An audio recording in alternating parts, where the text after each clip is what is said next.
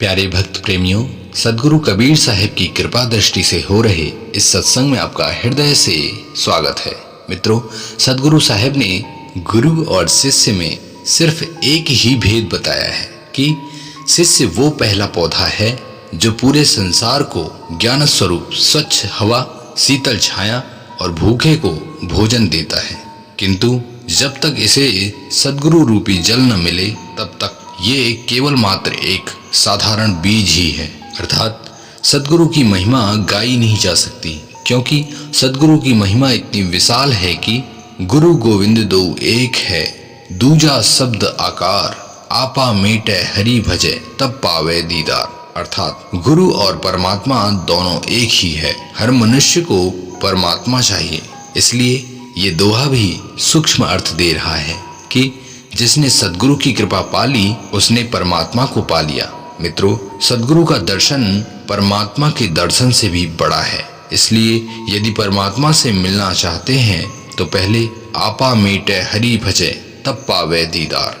अपने दिल और दिमाग में जरा सा भी अहम भाव न रखें।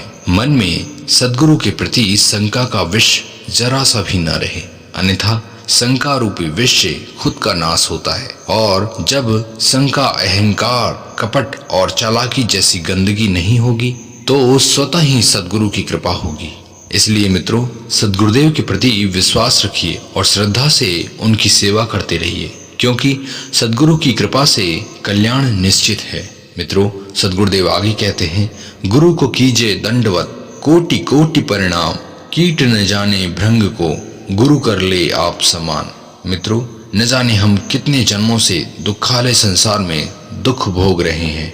इस दुख के दलदल से बाहर निकालने वाले सदगुरु को कोटि कोटि नमन करें, जो न केवल दुख से निकाल रहे हैं बल्कि कल्याण करके अपने समान ज्ञानवान और दिव्य होने का वरदान भी दे रहे हैं। मित्रों, सदगुरुदेव को छोड़कर संसार में सब स्वार्थी हैं, इसलिए सदगुरुदेव की सेवा निस्वार्थ भाव से करें। प्यारे मित्रों, सदगुरुदेव ही हैं जो संसार के सभी विषय और भोगों से मुक्ति दिला सकते हैं और कोई दूसरा मार्ग नहीं है। जन्मों जन्मों से हजारों भटकाव होते रहे हैं, इन सब का ज्ञान सदगुरु ही कराते हैं। और आगे सदगुरुदेव ने फिर कहा है, गुरु बिन ज्ञान न उपजे, गुरु बिन मिले न मोस, गुरु बिन लखे न सत्य को, गुरु बिन मिटे न दोष। प्यारे मित्रों, ये बात तो निश्चित ही सत्य है कि बिना गुरु के किसी भी विषय, वस्तु या पदार्थ का ज्ञान नहीं होता, और जब तक सत्य असत्य का ज्ञान नहीं होगा तब तक अज्ञानता में फंसे ही रहेंगे। और इसी अज्ञानता के कारण ही जीव हजारों दोषों से घिर जाता है। मित्रों, जब तक दुख और दोषों से मन नहीं भरेगा, मोक्ष की कामना ही नहीं होगी, और मोक्ष की कामना से ही सदगुरु कृपा करते हैं, और बिना सदगुरु ज्ञान के दोषों से मुक्ति नहीं हो सकती। सदगुरुदेव कहते हैं, बिना सत्य असत्य ज्ञान के जीवन व्यर्थ है। इसलिए जड़ और चैतन्य क्या है, इसका ज्ञान सिर्फ सदगुरु से ही होगा। जब हमें अपने का ज्ञान होगा तभी हमारे दोष मिटेंगे, अन्यथा तो नहीं। अतः सबसे पहले सदगुरुदेव की शरण में जाएं और उनके चरणों में अनन्य श्रद्धा का भाव रखें।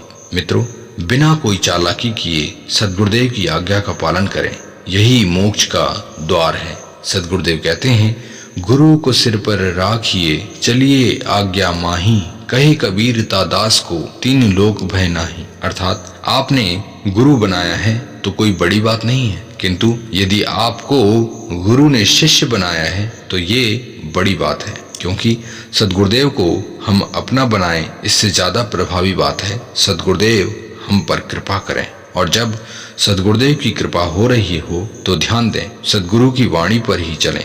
उनकी हर बात हमारे जीवन से भी मूल्यवान है। इसलिए हमें संसार से बचाने वाले सदगुरुदेव ही हैं जो जीवन मृत्यु के बंधन से बचा सकते हैं। अतः सदगुरुदेव की हर वाणी को लाखों दुख सहकर भी विश्वास पूर्वक माने। यदि सदगुरुदेव की आज्ञा मान ली तो हमारे जीवन का कल्याण निश्चित है। सदगुरुदेव कहते हैं, कहे कबीर दास को, तीन लोक भय नाही। मित्रों, हम सभी मानव योनि में हैं। हमें सोचने, समझने, बोलने और कर्म करने की कला आती है, फिर भी सबसे ज्यादा दुख मानव को ही है। तब अंदाजा लगाइए लाखों जन्म हैं जिसमें हर प्रकार का कष्ट है, तो उन्हें कैसे भोगेंगे। इन सब दुखों को देखते हुए ही सद्गुरुदेव ने कहा है, यदि आपने सद्गुरु वाणी सुनकर उसे अपने जीवन में उतार लिया तो मोक्ष होने से कोई नहीं रोक सकता। प्यारे मित्रों, सद्गुरुदेव की इन महिमाओं को कितना भी गाया जाए कम ही है। प्यारे मित्रों, ये मान लीजिए सद्गुरुदेव की प्राप्ति समय पर निर्धारित है। जब तक उस समय के लिए आवाहन नहीं करेंगे, खुद मुक्ति को समझने की चाहत नहीं रखेंगे, तब तक और सब अधूरा ही है। अतः पहले सत्य को जानने की इच्छा प्रकट करें, तभी सद्गुरु की कृपा होगी। मित्रों, सत्य की इच्छा सत्संग से होगी। अतः नित्य प्रति सद्गुरुदेव की वाणियों को सुने। मोक्ष क्या है और ये कैसे मिलेगा आदि इस प्रकार के प्रश्न मन में हर समय रखें। यही जीवन की सच्ची खोज है। प्यारे मित्रों, सद्गुरुदेव के पावन पर्व पर आप सभी को हार्दिक शुभकामनाएं। सद्गुरु की भक्ति में जरा सा भी संदेह न आए, इसका विशेष ख्याल रखिए और सद्गुरु की भक्ति बड़े प्रेम से करें। अपने जीवन को धन्य समझें और धन्य बनाएं। अपने स्वास्थ्य का विशेष ख्याल रखें। हमेशा स्वस्थ रहें, मस्त रहें और सद्गुरु की भक्ति करते रहें। इन्हीं शुभ मंगल कामनाओं के साथ हमें आज्ञा दें। नमस्कार, धन्यवाद, जय हिंद, वंदे मातरम।